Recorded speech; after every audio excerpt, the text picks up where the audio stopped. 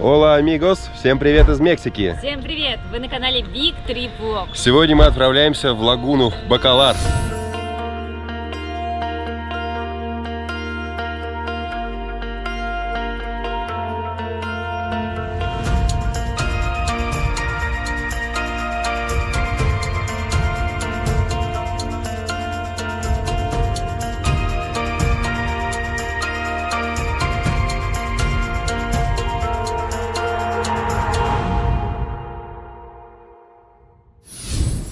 Макечи — это отель, в который мы заселились на пару дней,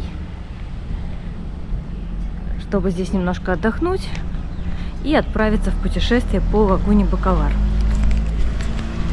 Сюда мы приехали из Чеченицы. Примерно путь составил 300 километров, и доехали мы за 3,5 часа, по-моему. Здесь ресепшн отеля, нас очень быстро заселили. Помимо этого на территории есть парковка, поэтому ваша машина всегда будет в безопасности и под охраной. На территории отеля также есть бассейн.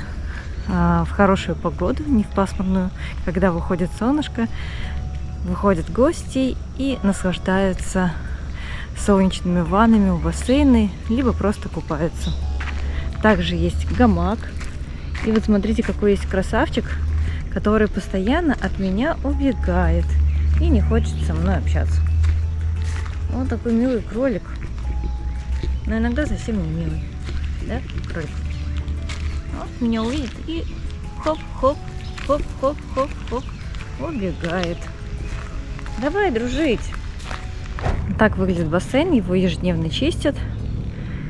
Сам отель трехэтажный, и вот здесь вот находится наша комната. Давайте поднимемся выше и посмотрим еще общую территорию.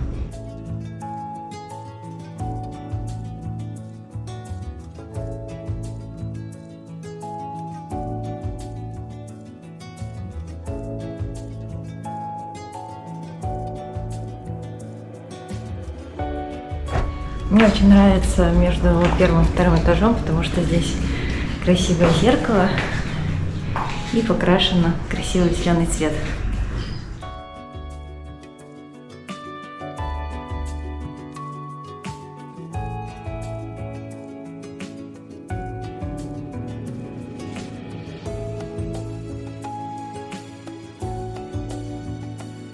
Общая территория находится на третьем этаже. Здесь всегда можно попить чистой воды, можно сделать чай, кофе, воспользоваться микроволновкой или электрической плиткой и что-то себе приготовить. Здесь же есть удобные столики, где можно провести вечер с друзьями, поиграть в настольные игры или просто попить чай, кофе.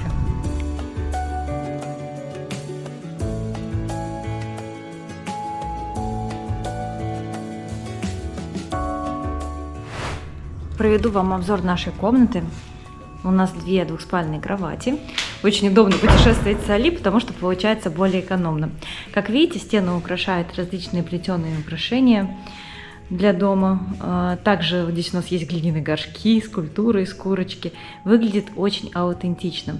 Здесь у нас шкаф, где можем расположить наши вещи. Нам принесли полотенце. Также у нас в комнате есть картины. Вы видите вот девушку.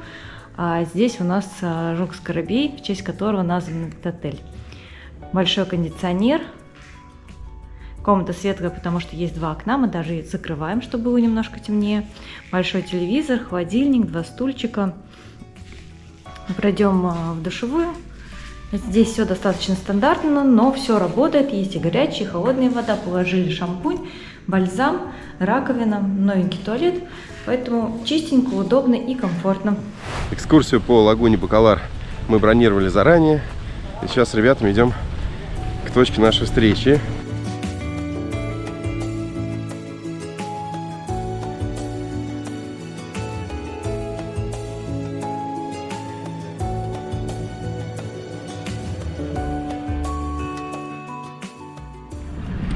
Опа, минут 5, наверное, ожидания. Собралась наша немногочисленная группа. И сейчас мы на комфортабельной лодочке, может, не знаю, как правильно называется это плавучее средство с мотором, отправляемся смотреть лагуну 7 цветов. Именно так называют лагуну Бакалар. В самом начале поездки всем раздали спасательные жилеты, в которых необходимо находиться на протяжении всей экскурсии. Также еще одно правило: нельзя пользоваться с различными кремами солнцезащитными, потому что эти крема попадают, потом мы будем купаться, попадают в лагуну и неким образом портят флору и фауну.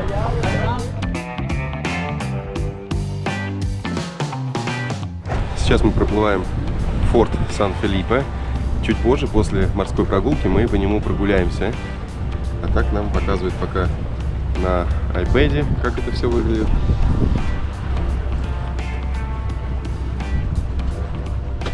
Вот такой вот красивый Пуэрто де Сан-Фелипе.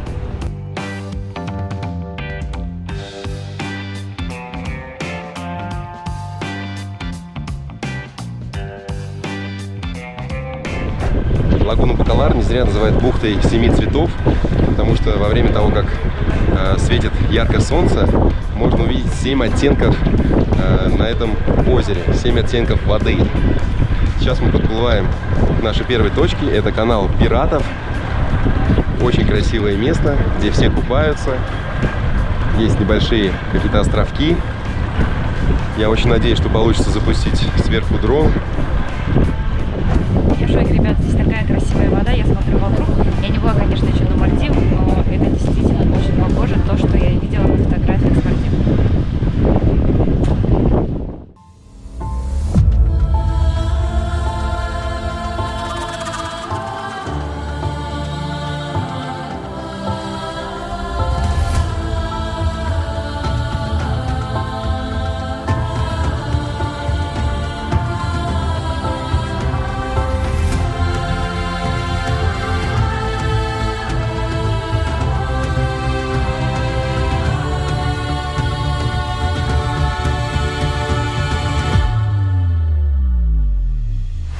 Спускаемся вниз, идем купаться, но вода здесь, надо сказать, по пояс. Немного прохладная, что даже хорошо сейчас. Вот Али Габибович здесь у нас. Как тебе? Да, неплохо. Тут если подальше пойти, глубина будет побольше. Чуть дальше даже есть рыбки, поэтому снорклинг тоже приветствует. Да, наш гид рассказывал, гид-капитан рассказывал о том, что где-то глубина 1 метр, где-то 1,5. Если куда-то можно дальше пройти, там будет уже глубина 35 метров. То есть за счет этого вода меняет как раз свой цвет.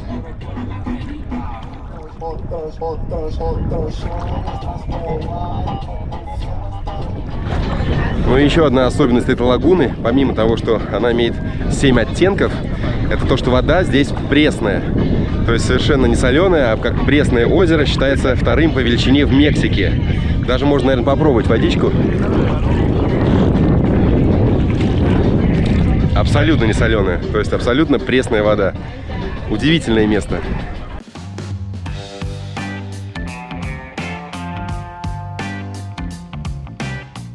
Совсем недавно водичка была по пояс, а сейчас с каждым шагом она все глубже и глубже. Я погружаюсь и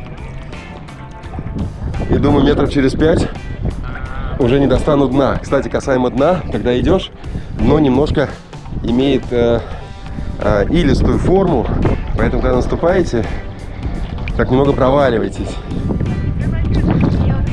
Так, сейчас мы с вами доплыли до Томочки, которая здесь поплавала с маской с трубкой. Но это весьма забавно, потому что рыбки не прямо вот здесь вот в воде, да, а нужно смотреть под вот эту вот конструкцию. И там плавают рыбки, которые назвали зебру, потому что они полосатые. Очень интересно. А еще у этого здания везде маленькие-маленькие ракушечки. Говорят, что это маленькие миди. Я думаю, что тебе тоже будет интересно поплавать с маской и посмотреть все это своими глазами.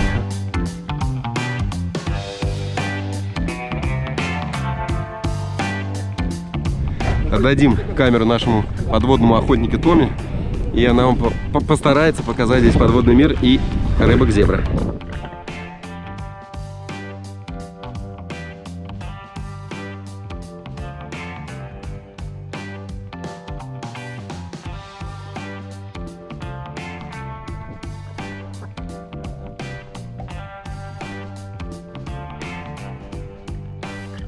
После купания нам любезно предложили либо воду, либо пиво. Ну, конечно же, мы взяли сервесу.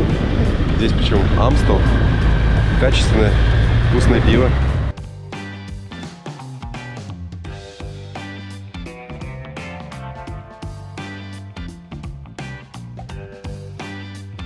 сейчас мы подошли к еще одной точке. Это место называется Синод Ведьмы. Где-то глубина 1 метр, а совсем рядом 45.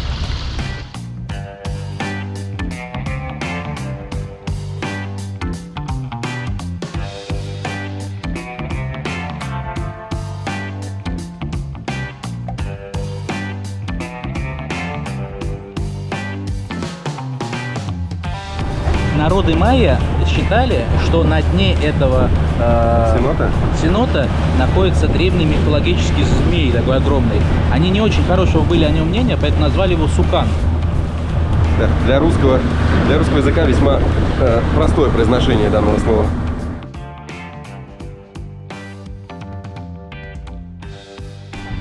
Сейчас мы подошли к еще одному сеноту, который называется Изумрудный. Вот там впереди, где вода более темная, там порядка 55 метров глубина, а здесь лишь 1 метр. Чистейшая водичка. Мне сейчас по пояс, как раз, наверное, 1 метр. И я направляюсь к темной воде, к сеноту. Глубина набирается постепенно. Сейчас уже по шейку, и совсем скоро вода меняется на темно-темно-синий цвет. Вот здесь.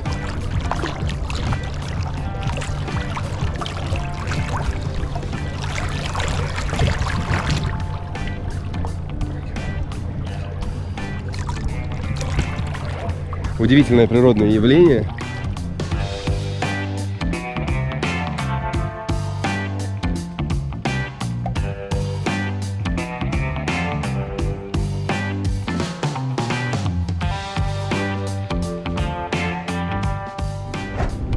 Сейчас нас угощают фруктами. Папайя, ананас. И, странно, огурчик. Они у них, кстати, белые, а не зеленые. Можно макнуть. Здесь еще приправка соль с перцем. Ну, не знаю. Давайте, допустим, макнем папайю. И вот соль с перцем чуть-чуть. Очень вкусно. Папайя, надо сказать, здесь везде очень вкусная. Спасибо.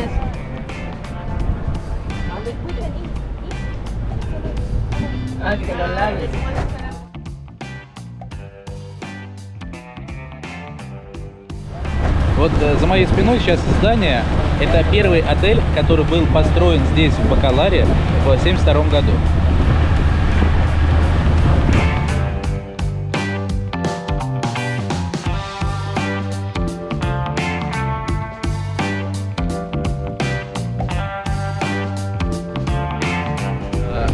Вот здесь есть особые цианобактерии, которые за тысячи лет, перерабатывая, формируя такую пленку кальция, формируют камни.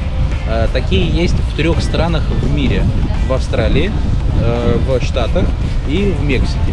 Вот конкретно в этом месте по количеству этих вот результатов жизнедеятельности бактерий 2-е место в мире.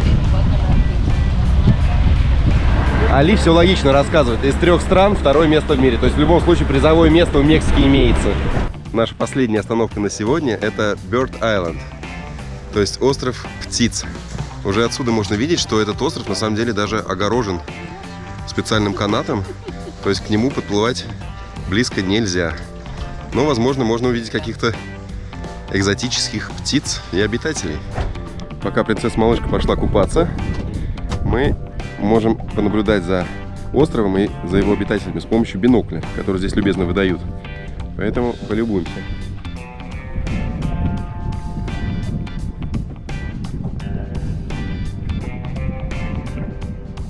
Ну, надо сказать, что вид, наверное, не такой прекрасный, как он получится у нас, когда мы полетаем на дроне.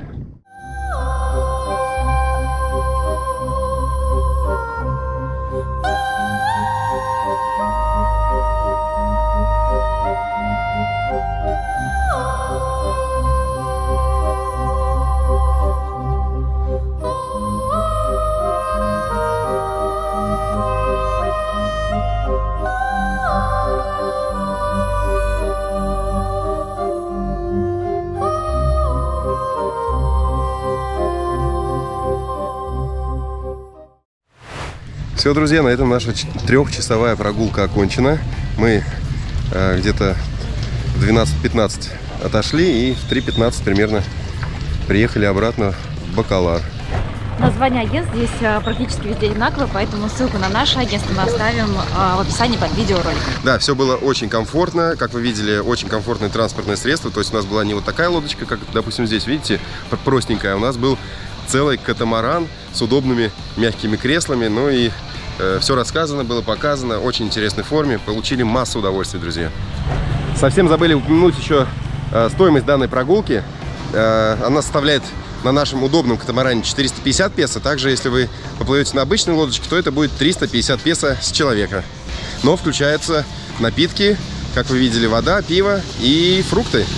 На морской прогулке мы решили не останавливаться и сразу же посетить форт Сан-Филиппе. Оплатили сейчас в кассе входные билеты, 110 песо с человека.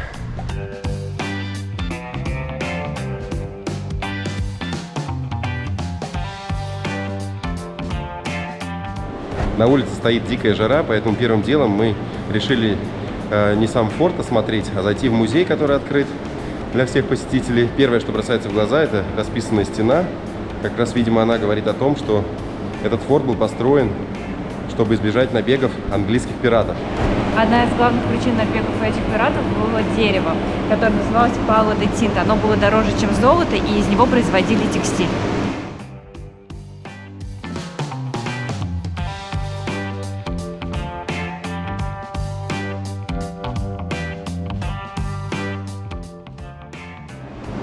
Как мы видим, друзья, даже Фрэнсис Дрейк был замешан в этих делишках.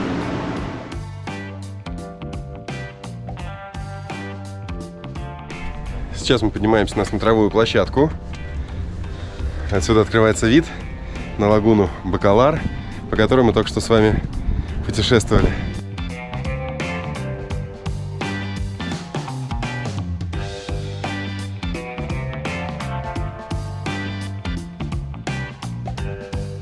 Здесь также мы можем видеть пушки, которые установлены в сторону лагуны.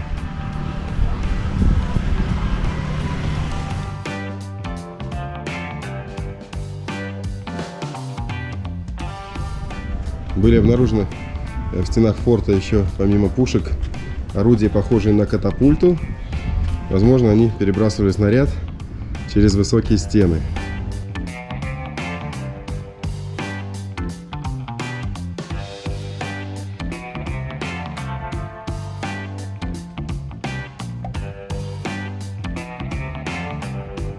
Прогулка по форту занимает порядка 30 минут, но гулять ли здесь в такую жару или нет, решайте сами, друзья.